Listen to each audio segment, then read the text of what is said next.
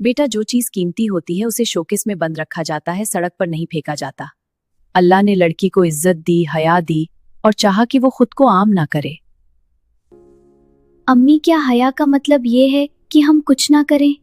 नहीं बेटा, हया का मतलब है हद में रहना। बोलना है तो सच बोलना, दिखाना है तो अच्छा दिखाना, शेयर करना है तो फायदामंद करना। ज़ैनब ने आहिस्ता से कहा। अम्मी, मुझे लगता है कि मैं लाइक्स के पीछे खुद को खो रही हूँ। अम्मी की आंखों में नरमी आ गई। बेटा, जो अल्लाह के लिए खुद को बचाता है, अल्लाह उसकी पहचान खुद बना देता है।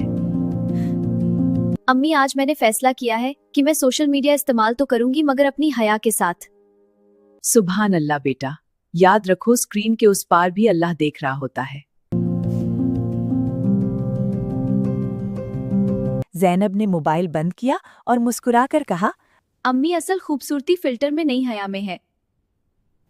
अम्मी ने बेटी को गले लगा लिया।